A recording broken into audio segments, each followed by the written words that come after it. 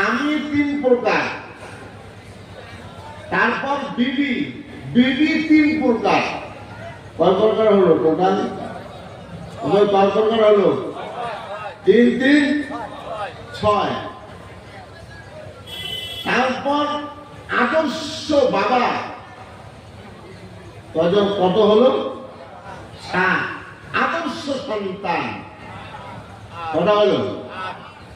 জান্নাত পাওয়া ইনশাআল্লাহ। এবারে স্বামী তিন প্রকার।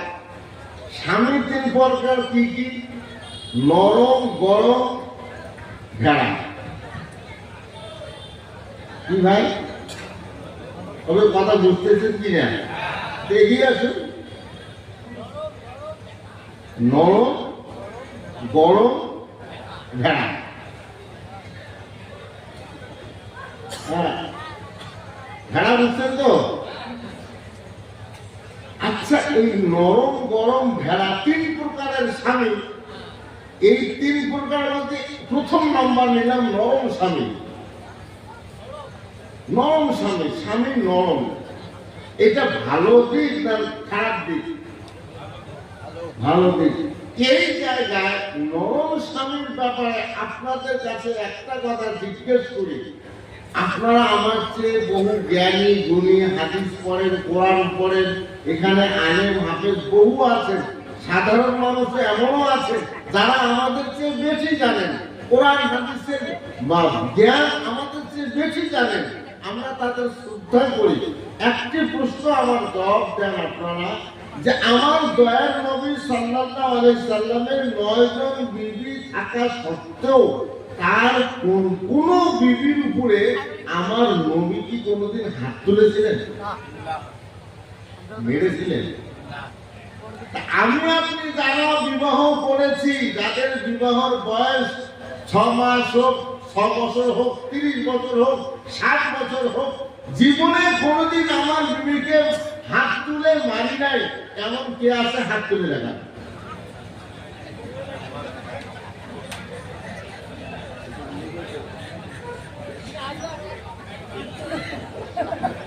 কি হলো ভাই? কি হলো?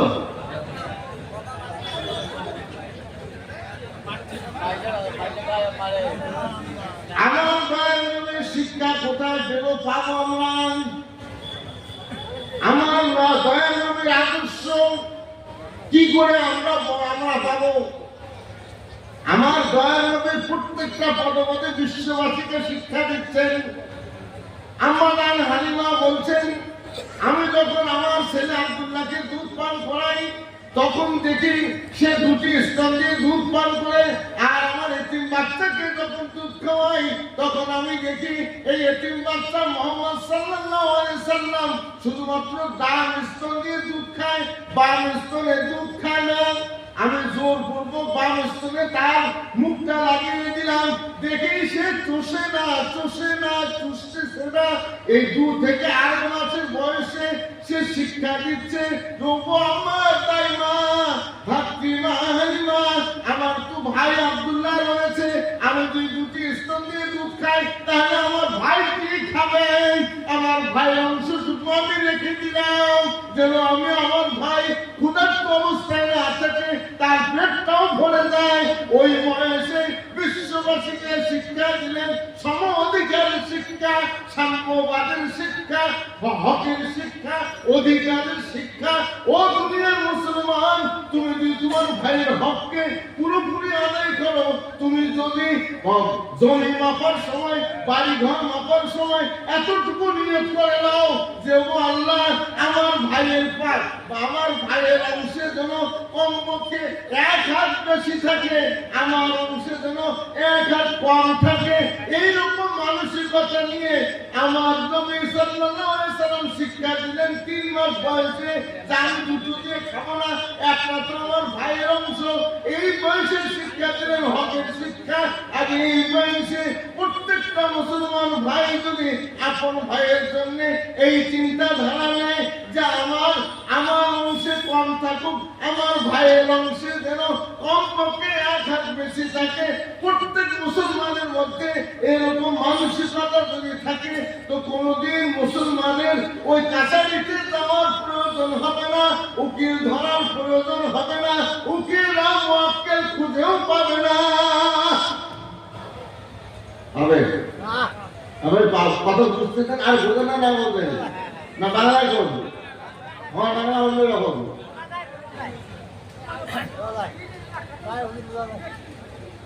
খুঁজে পাওয়া যাবে? মুসলমান কাজ কেমন হতে হবে? আজকে অঙ্গীকার করতে হবে। এটা জলসা নয়, এটা অঙ্গীকারের জায়গা। কাউকে ঠকাবো না, ভাইকে ঠকাবো না, ভাইয়ের অধিকার দিয়ে দেব, প্রয়োজনে ভাইয়ের কাছে ভাইয়ের থেকে কম নেব। এইরকম মানসিকতা কার কার আছে হাত তুলে দেখাই। ইনশাআল্লাহ ঠিক আছে। পৃথিবীর কোন আদর্শ মানব, কোন ধর্মগুলো এরকম আছে যে এই বয়সে শিক্ষা দিয়েছেন সম অধিকারের শিক্ষা? কেউ নেই। আমার নবীর মতো শিক্ষা কেউ দিতে পারে না। সেই নবী আমার শিক্ষা দিচ্ছেন যে তুমি তো একটা বিবি, একজন বিবি রেখেছ, আমার কাছে বিবি রয়েছে। তোমরা দেখো আমার সারা জীবনের আমার চরিত্র দেখো, আমার সারা জীবনের চরিত্র দেখো, আমার সারা জীবনের লেনদেন দেখো, আমার সারা জীবনের বিবির সঙ্গে সংসার দেখো, যে আমি সারা জীবনে কোনো বিবির উপরে, কোনো বিবির গালে হাত তুলি নাই। তুমি আমার উম্মত হয়ে, তুমি আমার মহব্বতের উম্মত হয়ে, তুমি আমার মহব্বতের উম্মত হয়ে, তুমি আমার মহব্বতের আলিম হয়ে, তুমি আমার মহব্বতের ডাক্তার হয়ে, তুমি আমার মহব্বতের হাফিজ হয়ে, তুমি কেন তো আমার তোমার বিবির গালে হাত তুলবে? তুলবো কোনদিন? হ্যাঁ, তাহলে শাসন ছাড়াই চলবে? বিবি শাসন ছাড়া চলবে? যে স্বামী তার বিবিকে শাসন করে না সে হলো ভেড়া, সে হলো ভেড়া। মারতেও পারবো না, তাহলে মার যদি না মারে তাহলে বিবির তো ব্যাপারটা অন্যরকম হয়ে যাবে। এই জায়গায় আমার দয়াল নবী সাল্লাল্লাহু আলাইহি ওয়াসাল্লাম বলছেন, আপনারা সকলে যারা বয়স্ক আছেন আপনারা বলুন, আপনারা হাদিস কোরআন সবকিছু জানেন, আপনারা বলুন যে আমার দয়াল নবী সাল্লাল্লাহু আলাইহি সাল্লামের বিছানা বিবি সহ আমাদের আয়েশা সহ একটাই বিছানা ছিল না আলাদা আলাদা বিছানা ছিল? আমার দয়াল নবী সাল্লাল্লাহু আলাইহি সাল্লাম আমাদের আয়েশার সঙ্গে উম্মে সালমার সঙ্গে যেদিন তার বাড়ি আসতো সেদিন বিবি ছাড়া একই বিছানায়, বিবি ছাড়া কোনোদিন শুয়ে ঘুমিয়েছেন আমার দয়াল নবী সাল্লাল্লাহু আলাইহি সাল্লাম? আর আমাদের মধ্যে বহু জ্ঞানী গুণী এরকম আছে, ডাক্তার আছে, আলেম আছে, হাফেজ আছে, জিম্মাদার আছে, আলাদা বিছানায় থাকে। ভাই থাকে কিনা? ভাই কথা না কেন, কারণ গোড়ায় হাত দিতে পারবেন, আমি তো গোড়ায় হাত দিচ্ছি।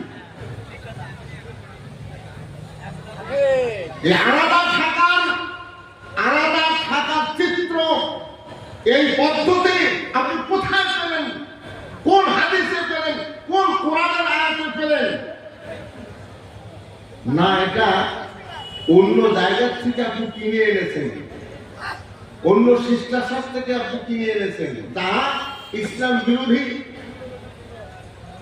বিবি পাশে থাকলে সে স্বামীর সবকিছু বুঝবে, তার কখন অসুখ হয়, কখন তার কেমন লাগে, তখন সে তার সেবা করতে, তার সহজে সেবা করতে পারবে, সেবা করবে, সব পাবে।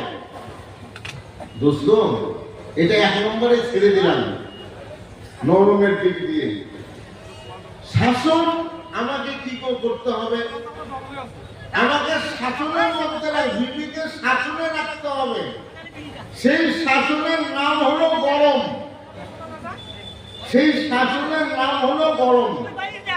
নরম স্বামী, গরম স্বামী। গরম স্বামী কেমন? গরম স্বামী দুই প্রকার। এক প্রকার হলো যে গরম স্বামী সবসময় বিবিকে মারধর করে, বাড়িতে আসার সাথে সাথে বিবির উপর টর্চারিং শুরু করে। এর নাম হলো, এই ধরনের স্বামীর নাম হলো ফেরাউন। ফেরাউনের বিবি আসিয়া, এরা গরম স্বামী। এদের মাফ আল্লাহ করবেন না, এদের আল্লাহ ক্ষমা করবেন না, এদের আল্লাহ ক্ষমা করবেন না। আরেকটা হলো বিবির অপরাধ দেখে বিবির চোখ রাঙানি দেখা, চোখ দেখানো, চোখ রাঙানি, চোখের আগালে বিবি চোখ, স্বামীর যদি চোখ দেখে, স্বামীর যদি চোখ দেখে বিবি পেশাব করে ফেলবে, মারতে হবে না। এটা শাসন নয় কি? হবে এটা শাসন কি না? হ্যাঁ, এরকম কোন স্বামী হতে পেরেছি? এরকম কোন স্বামী হতে পেরেছি? ভাই হওয়া দরকার কিনা? হব ইনশাআল্লাহ। 3 নম্বর কি বলছি? নরম গরম ভেড়া। ভেড়া স্বাগত হুঁ, মাংসত হুঁ। বিবি স্বামীকে রেখে কোথায় কোথায় মিটিং করতে যাচ্ছে, কোন জগতে যাচ্ছে, এবং বন্ধনকে কেন্দ্র করে কত মানে কি বয়ফ্রেন্ড তো না, এখন মানে বয়স্ক ফ্রেন্ড হয়ে গেছে। তাদের সঙ্গে সারাদিন মিটিং করছে, কোথায় কোথায় যাচ্ছে। রাত্রি 11টার সময় বাড়িতে ফিরল, স্বামীর হিম্মত হয় না যে তুমি কোথায় গিয়েছিলে, কেন গিয়েছিলে। স্বামী জিজ্ঞেস করে না, স্বামী এতটুকু বলে আসলে বাস, এটিতেই শেষ। এ হলো ভেড়া স্বামী। কারণ এর স্বামী হলো ওই বিবির উপার্জনের খাওয়া, এই জন্য ভেড়া স্বামী। যে স্বামী তার বিবির উপার্জনের মাল খায়, এ কোনোদিন চোখ রাঙাতে পারবে না, এ কোনোদিন বিবিকে শাসনে রাখতে পারবে না, এ কোনোদিন বিবিকে নিজের আয়ত্তে রাখতে পারবে না। আমরা বিবির উপার্জিত মাল খাবো তো ইনশাআল্লাহ, নাকি? হ্যাঁ, খাবো। আচ্ছা, খাই কি না? হ্যাঁ ভাই, খাই কি না? আর কথা না বলুন কেন? খাই তো, একই সংসারে থাকি, একই সংসারে থেকে আমি খাবো না মানে? একটি হাদিসের কথা বলছি দোস্ত। হাদিস কোথায় আছে আপনারা খুঁজে বার করবেন। দয়ার নবী সাল্লাল্লাহু আলাইহি সাল্লামের কাছে একজন মহিলা এসে জিজ্ঞেস করলো, ইয়া রাসূলুল্লাহ সাল্লাল্লাহু আলাইহি সাল্লাম, ও দয়ার নবী সাল্লাল্লাহু আলাইহি সাল্লাম, আমার উপরে যাকাত ফরজ হয়েছে, আমার বহুত মাল হয়েছে, আমার উপরে যাকাত ফরজ হয়েছে, কিন্তু আমার স্বামী না খুব গরিব, আমার স্বামী খুব গরিব। তা আমার যাকাতের টাকাটা আমার স্বামীকে দিতে পারবো কিনা? কি বোঝা গেল? বিবি ধনী, স্বামী গরিব। বিবি ধনী, স্বামী গরিব। সাহাবাদের যুগে এরকম মহিলা পাওয়া গেছে, বহু প্রচুর মহিলা ছিল। স্বয়ং আম্মা জান খাদিজা ধনী, আমার দয়ার নবী গরিব।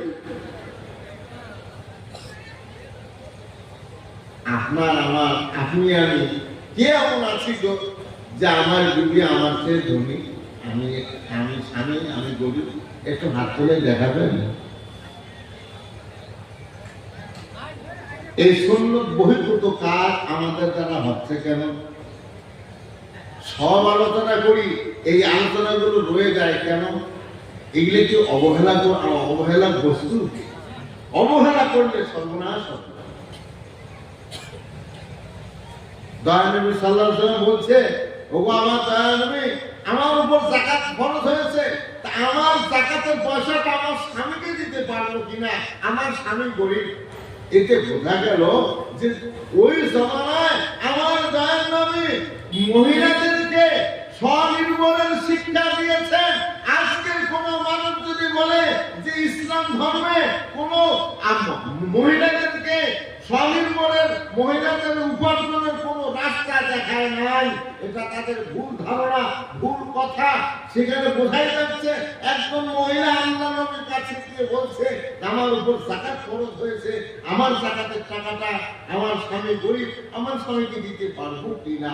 তাদের বোঝা গেল স্বামী বিবি হল স্বনির্ভর। এই স্বনির্ভরের শিক্ষা আমার দয়ার নবী 1440 বছর 45 বছর আগে দিয়ে গেছেন। দোস্ত, আজ আমি এতটুকু এখানে এসে দেখছি যে এই লক্ষ্মীর ভান্ডার পেয়ে আমি ভাবছি যে এটাই আমার সম্বল।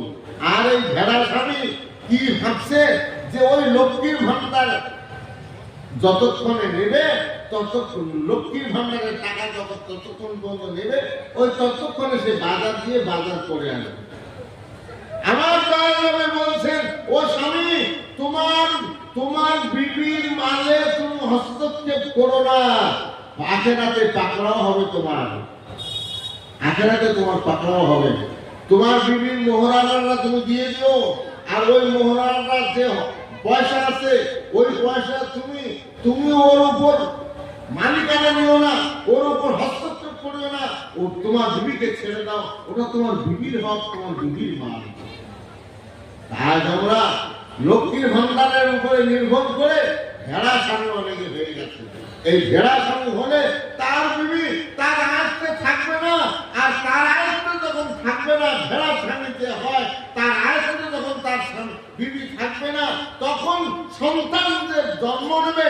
এই সন্তান কোনোদিন আল্লাহর ওলি হবে না, কোনোদিন বড় ডাক্তার হবে না, কোনোদিন বড় আইপিএস অফিসার হবে না, কোনোদিন আল্লাহ বড় আলিম হবে না, কোনোদিন হাফিজ হবে না। বাকা খাজা ফরিদুদ্দিন গঞ্জ শাসন রহমতুল্লাহ আলাইহি, খাজা নিজামুদ্দিন আউলিয়া রহমতুল্লাহ আলাইহি, তার এই ধরনের কোনোদিন হবে না। কারণ এই ভেড়া স্বামী তার বিবির উপর কিন্তু মাল খেয়ে এসেছে। আমরা কি লক্ষ্মীর ভান্ডার খাবো না, বিবির কাছে দেবো? কি ভাই খাবো না দেবো? হাত তুলে অঙ্গীকার করি যে বিবি ও লক্ষ্মীর ভান্ডারের টাকা আমার সংসারে লাগাবো না ইনশাআল্লাহ। এই তো হাত তো উঠলো না, তো ছড়াই যাবে না। মরদ হয়, পুরুষ হয়, বলিষ্ঠ হয়, নিয়ত করে নেই যে আমরা বিবির উপার্জিত মাল আমরা খাবো না ইনশাআল্লাহ। আল্লাহ সঠিক বুঝতে ক্ষমতা তৌফিক দান করুন, তাহলে নেক্সট সন্তান পয়দা হবে। এবারে বিবি হলো, স্ত্রী হলো 3 প্রকার, বিবি হলো 3 প্রকার। নাম্বার এক হলো অল্পে তুষ্টি। নাম্বার 1 কি ভাই ওরা বলে? নাম্বার 1 অল্পে তুষ্টি, আর নাম্বার 2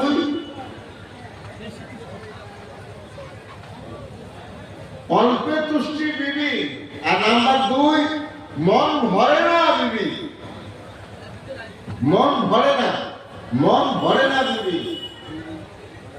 আর তৃতীয় বিবি জল্লাদ বিবি, ঝগড়ি বিবি। বিবি বাজোগা কি ভাই, কি অল্পে তুষ্টি বিবি, অল্পে তুষ্টি বিবি। আর 2 নাম্বার মন ভরে না বিবি। আর 3 নাম্বার ঝগড়ি বিবি, জল্লাদ বিবি। অল্পে তুষ্টি বিবি স্বামীর যাহা এনে দেয়, যে বিবি তার স্বামীর কাছে কোনোদিন তার স্বামীর জীবদ্দশা পর্যন্ত স্বামীর কাছে নিজের কোনো টাকাটা রাখে না যে আমাকে অমুক জিনিসটা লাগবে, এই কথাটা বলে না। না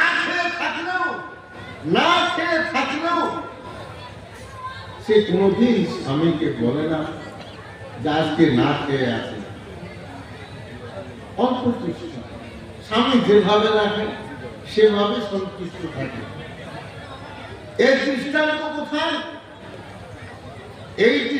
কোথায় পাওয়া গেল? দোস্ত, স্বামী যেভাবে সাইয়্যিদ ইবনে সাইয়্যিদ ইবনে মুসাইয়্যিব রাহমাতুল্লাহ আলাইহি তার মেয়েকে এমন ঘরে দিয়েছিলেন যে তার জামাই কিছু ছিল না, আর সেই সংসারে সে রাজি হয়ে, তার মেয়ে রাজি হয়ে অল্প একটু সুখী সংসার করেছে, যার কারণে তাদের ঘরে মুজাদ্দিদ তৈরি হয়েছে, ইমাম জন্মগ্রহণ করেছে। আর মন ভরে না বিবি, মন ভরে না বিবি কি স্বামী যতই এনে দেন কিন্তু তথাপি বিবির সাহেস ফুরায় না, বিবির কোনদিন সাহেস ফুরায় না, বিবির চাহিদা ফুরায় না। আলমারিতে হাজারো কাপড় আছে, তবুও তার কাপড় আনার শখ মেটে না। বা রান্নাঘরে প্রচুর বাসন কোসন আছে, তবুও দিন হাটা গেলে বাসন কোসন আনা ভোলে না, পয়সা লাগবেই, মন ভরে না বিবি। এইরকম বিবির উপরে আল্লাহ লানত হয়, আল্লাহ অভিশাপ। আর তিন নম্বর বিবি হলো জল্লাদ বিবি, ঝোকরি বিবি। যে বিবি, এই ঝোকরি দুই প্রকার, এক না জল্লাদ বিবি দুই প্রকার। এক জল্লাদ বিবি জান্নাতি, আর এক জল্লাদ বিবি জাহান্নামী, দুজকে। যে জল্লাদ বিবি জান্নাতি, সেই জল্লাদ বিবিকে কে দোস্ত, যে গ্রামে যে পাড়ায় কোন ছেলের বিয়ে হয়, ওই ছেলের বউটা যদি সুন্দরী হয়, দেখছি খুব সুন্দরী, তাহলে ওই আর দেওরের সংখ্যা বেশি হবে না শ্বশুরের সংখ্যা বেশি হবে? ভাই কিসের সংখ্যা বেশি হবে? হ্যাঁ, গ্রামের সবাই চাবে যে মুও ভাবে বিয়ে হয়, দেখতে সুন্দরী, দেখতে খুব সুন্দরী। এমনকি শ্বশুরও কোনো মাঝে মধ্যে চায় যে মুই যদি আমার ভাবি ডাকের মানুষ হয়।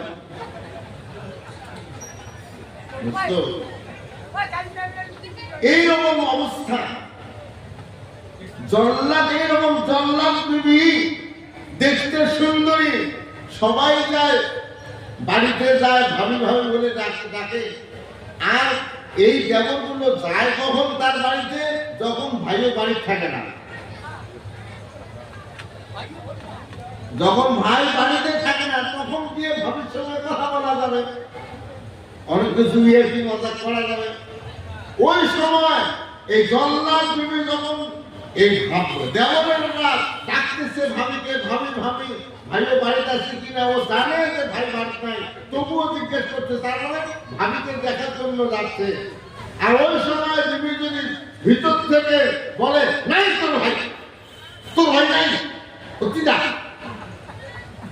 আর যদি মোবাইলে ফোন করে যে ভাই বাড়িতে আছে কিনা, মোবাইলের মধ্যে এতটুকু বলে দেয়, ভাই আমি বলতে পারি কোথাও কাজে গেছে, পরে ফোন করেন। মানে কর্কশ ভাষায় এই সুন্দরী বিবেচনী তার উত্তর দেয়, এই দেবতার উত্তর দেয়, মানুষের উত্তর দেয় কর্কশ ভাষায়। আর স্বামী যখন বাড়িতে ফিরে আসে, স্বামীর সামনে নরম হয়, স্বামীর জন্য বিছানা পেতে দেয়, স্বামীর জন্য সবকিছু খেদমত করে, এই জল্লাদ বিবি সবার আগে স্বামীর সঙ্গে জান্নাতে যাবে। বিবি জল্লাদ যাচ্ছে জান্নাতে। আর বিবি জল্লাদ স্বামীর সঙ্গে ঝগড়া, শ্বশুরের সঙ্গে ঝগড়া, শাশুড়ির সঙ্গে ঝগড়া, দেবরের সঙ্গে ঝগড়া, ননদের সঙ্গে ঝগড়া, 24 ঘন্টা ঝগড়ার উপরে দিন কাটে। এরকম বিবি আছে কিনা? আর স্বামী সবসময় নাশুকরি করে, এরা দুজকি। তো দোস্ত, এইরকম বিবেক থেকে পাওয়া যেতে হবে। এবারে আদর্শ বাবা ওই যে বাবা তার সন্তানকে শাসনে মহব্বতে মানুষ করে, শাসনের ও মহব্বতে মানুষ করে।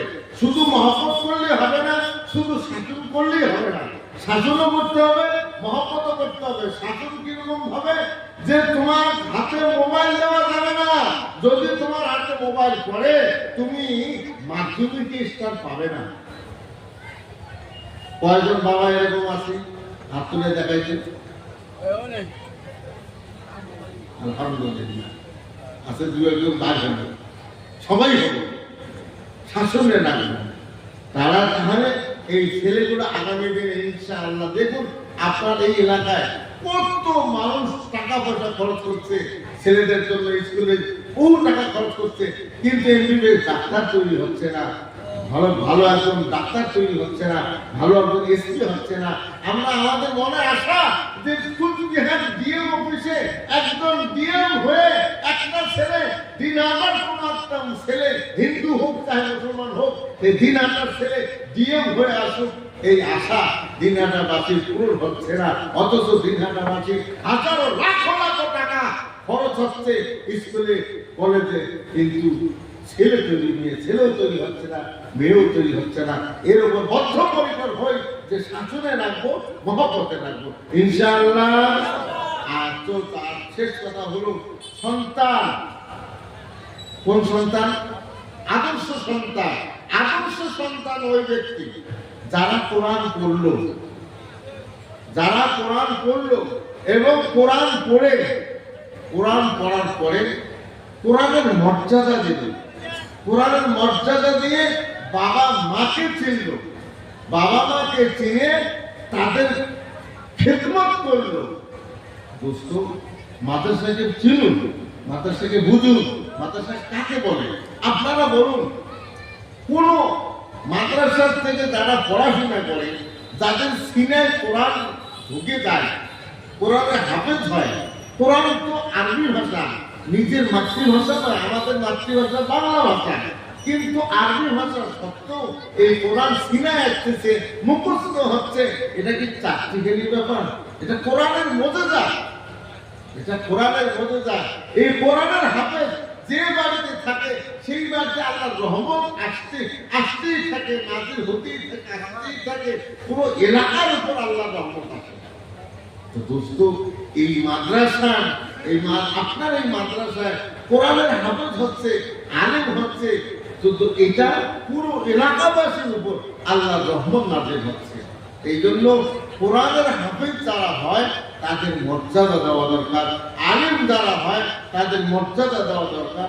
আপনারা একটা কথা বলেন, খুব গভীরভাবে চিন্তা করে দেখেন যে এই যারা আলেম হয়, যারা হাফেজ হয়, এদেরকে কোনোদিন আপনারা কি এটা দেখেছেন যে এরা মদের আড্ডায় বসে আছে? পাওয়া যায়? পাওয়া গেছে? কোন মারামারি ছুরিকে কাউকে ছোড়া দিয়ে হান্ডা হবে, গুলি করতে হবে, এরকম মারামারি ময়দানে এদেরকে পাওয়া যায়? এদেরকে পতিতালয়ে কোনোদিন পাওয়া যায় না, পতিতালয়ে পাওয়া যায় না। হানাহানি মারামারিতে পাবেন না, মদের আড্ডায় পাবেন না, জুয়ার আড্ডায় পাবেন না। এদেরকে পাবেন মসজিদে, এদেরকে পাবেন মাদ্রাসায়, এদেরকে পাবেন দোকানে, তার নিজ ব্যবসায়, হালাল ব্যবসায়, এদেরকে পাবেন মায়ের সেবায়, এদেরকে পাবেন বাবার সেবায়। বুঝতো, আলেম হাফেজ যারা আছে এরা কোনোদিন তার বাবা মাকে ফেলে দেয় না, এরা বাবা মাকে চেনে, বাবা মাকে বোঝে, বাবা মাকে শ্রদ্ধা করে। কারণ এরা করেছে যে বাবা হলো জান্নাতের দরজা, আর মায়ের পায়ের নিচে হলো তার সন্তানের জান্নাত। দোস্ত, আমার দয়াল নবী শিক্ষা দিয়েছেন, আমার দয়াল নবী শিক্ষা দিয়েছেন কি মাত্র 6 বছর বয়স, এই 6 বছর বয়সে তিনি মায়ের সঙ্গে, মা আমেনার সঙ্গে মদিনার থেকে ফিরে আসতেছেন মক্কার দিকে। মাঝখানে প্রতিমধ্যে একটা জায়গার নাম ছিল আবুয়া অথবা ইবুয়া নামক স্থানে হঠাৎ করে আম্মাজান মা আমেনার হার্ট অ্যাটাক হয়, হার্ট অ্যাটাক হয়ে মারা যান, হার্ট অ্যাটাক হয়ে মারা যান। আমার দয়াল নবী সাল্লাল্লাহু আলাইহি সাল্লামের মা, আমার দয়াল নবীর বয়স তখন ছিল 6 বছর, আর আমার দয়াল নবী জানে না মৃত্যু কাকে বলে, মানুষ কিভাবে মারা যায়, আমার দয়াল নবী জানে না। মা তো মারা গেছে, আর আমার দয়াল নবী সাল্লাল্লাহু আলাইহি সাল্লাম মায়ের বুকে মাথা রেখে বলছে, মা তুমি উঠবে না, উঠো, মক্কায় যেতে হবে। কাঁদছে, অধর নয়নে কাঁদছে, অধর নয়নে কাঁদছে, কিন্তু মা তো কোনোদিন সাড়া দিচ্ছে না। এই জন্য দোস্ত বলবো, এখানে আমাদের ভাবতে হবে। আমার দয়ার নবী সাল্লাল্লাহু আলাইহি ওয়াসাল্লাম শিক্ষা দিয়েছেন, যদি আমার উম্মত তোমরা যদি বেহেশত পেতে চাও, তোমরা যদি আল্লাহর সান্নিধ্য পেতে চাও, যদি তোমরা আল্লাহর রেজামন্দি পেতে চাও, তোমার বাবার খেদমত করো, তোমার মায়ের শ্রদ্ধা করো, তোমার বাবার শ্রদ্ধা করো, তোমার মায়ের খেদমত করে তাদের আশীর্বাদ দাও, তাদের কাছে দোয়া নাও, তোমরা জান্নাতি হবে, তোমাদের ইহকাল মঙ্গল হবে, তোমাদের পরকাল মঙ্গল হবে। এই নিমিত্তে, এই আশায়, এরই জন্য মাদ্রাসা কায়েম করা হয়, মক্তব কায়েম করা হয়, মাদ্রাসার ছাত্রদের পড়ানো হয়, কোরআন পড়ানো হয়, হাদিস পড়ানো হয়, তারা আলেম হয়। আজকে আপনার এই সুন্দর বাগান চান্দুটি, এই ঈদগাহ ময়দানের পাশে যে মাদ্রাসাটা হয়েছে, এই মাদ্রাসার উস্তাদগণ নির্মলভাবে মেহনত করে নিজের জীবনের সঙ্গে ঝুঁকি নিয়ে বাচ্চাদেরকে, তিনটি বাচ্চাকে কোরআনের হাফেজ বানিয়েছে। এদিকে আপনারা খুশি নন? ভাই খুশি আছে কিনা? হাত তুলে দেখাই।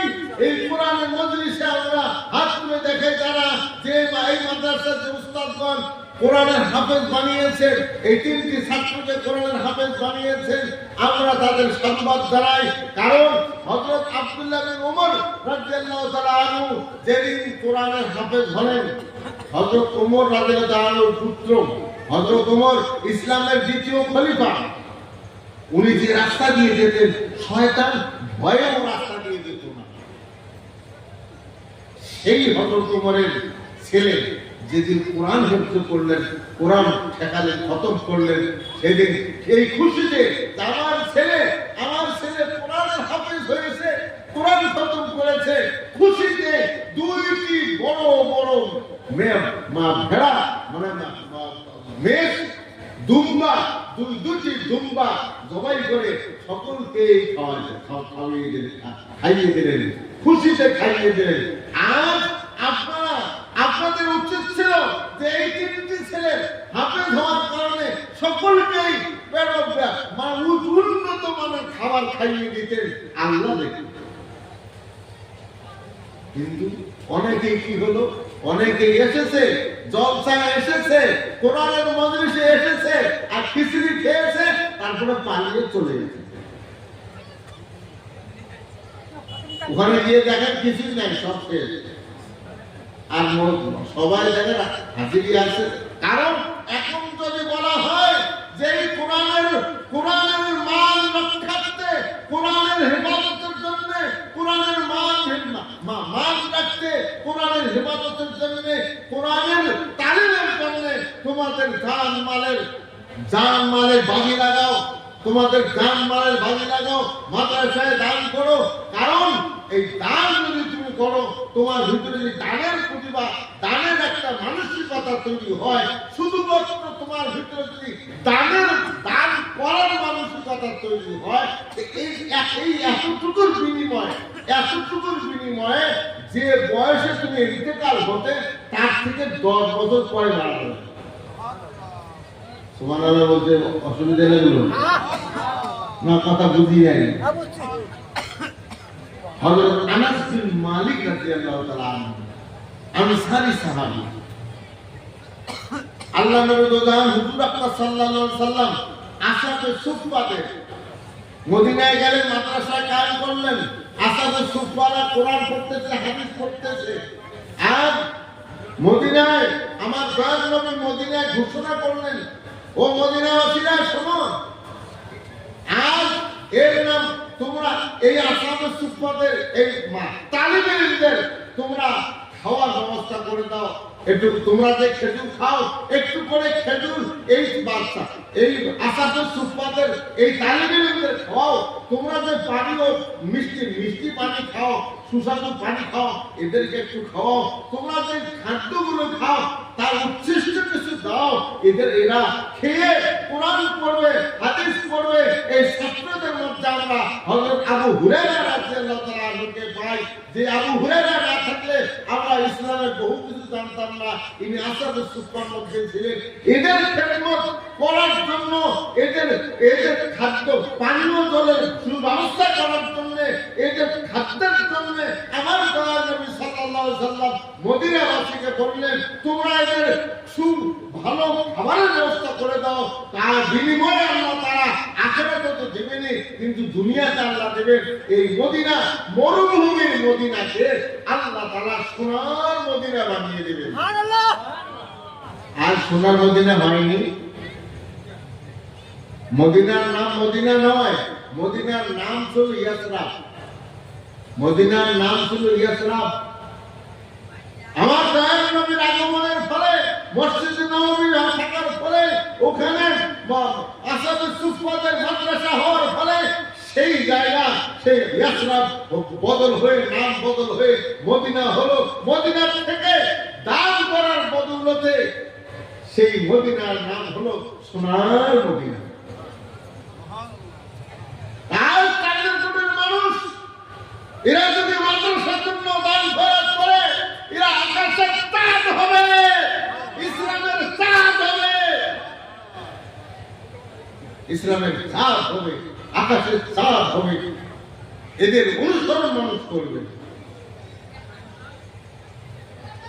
এই চাঁদের কোটি এলাকা, এই চাঁদের কোটি, এটা সোনার চাঁদের কোটি হবে ইনশাআল্লাহ। কারণ হযরত আনাস বিন মালিক রাদিয়াল্লাহু তাআলা বলেন, আমি এই আমার দয়াল নবীর খিদমত করার কারণে, আমার আশরাফুস সুফফাদের খিদমত করার কারণে আল্লাহ পাক আমাকে তিনটি জিনিস দান করেছেন দুনিয়াতে।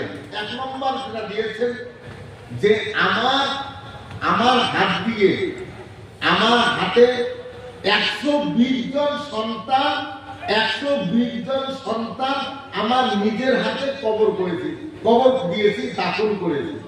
তাহলে সন্তান কতগুলো হয়েছে? রেওয়াজ এসেছে 220, 250 সন্তান ছিল। বয়সটা কিরকম ছিল?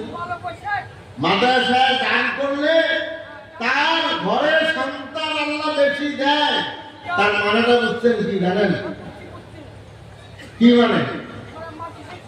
তার যৌবন শক্তি বৃদ্ধ বয়সে হরণ হয় না, বৃদ্ধ বয়সেও শেষ হয় না। মাদ্রাসা দাঁড়ের এত বড় পাওয়া, এত বড় শক্তি। হযরত আনাস বলেন, আমি নিজের হাতে 120 জন সন্তান দাফন করেছি। আর রেওয়াজে 220 জন, 250 জন আমার বাচ্চা কাচ্চা ছিল। তাহলে প্রোডাকশন শক্তি কিরকম, কম না বেশি? আরে ভাই তোমার মনে আমার না খান না বেশি। তা দান করলে তার প্রোডাকশন শক্তি, যৌবন শক্তি আল্লাহ রাব্বুল ইজ্জত বাড়িয়ে দেন, কমান না। বৃদ্ধ বয়স তার বার্ধক্য, যৌবন বার্ধক্য হয় না। তার ওই যৌবন কালের যে তার শক্তি, যৌন শক্তি, এই যৌন শক্তি বৃদ্ধ কালেও তার বিদ্যমান থাকে, হ্রাস পায় না, ধ্বংস হয় না। নাম্বার 2, তার বয়স বেড়ে যায়, তার হায়াত বেড়ে যায়। রেওয়ায়েতে আসে হযরত আনাস বিন মালিক তিনি 300 বছর জীবিত ছিলেন। অন্য রেওয়ায়েতে আসে 250 বছর জীবিত ছিলেন। অন্য রেওয়ায়েতে আসে 200 বছর জীবিত ছিলেন। অন্য রেওয়ায়েতে আসে 160 বছর জীবিত ছিলেন। কম নয়, 160 বছরও কম না। আর 3 নম্বর হলো হযরত আনাস রাদিয়াল্লাহু তাআলা বলেন, এই দান করার মতো কারণে আমার অন্যান্য লোকের মদিনার খেজুরের বাগান, সকলের খেজুরের বাগান বছরে একবার ফল হয়। প্রত্যেকেরই খেজুরের বাগান বছরে একবার খেজুর লাগে। কিন্তু আমার নবীর খেদমত করার কারণে, আমার নবীকে ভালোবাসার কারণে, আমার নবীর কোরআনকে ভালোবাসার কারণে, আমার নবীর কোরআনের খেদমত করার কারণে, এই আসামের সুফফাদের খেদমত করার কারণে, মাদ্রাসায় দান করার কারণে আমার খেজুরের বাগানে বছরে 2 বার ফল আসে। বছরে 2 বার ফল আসে। এই জন্য আমরা প্রত্যেকেই, আমার পরের দিনে আসতেছে, আমরা তাকে খালি হাতে ফেরাবো না। প্রত্যেকেই আমরা মাদ্রাসার জন্য দান করে দোয়া নিয়ে যাবো ইনশাআল্লাহ। হাত তুলে দেখান ভাই।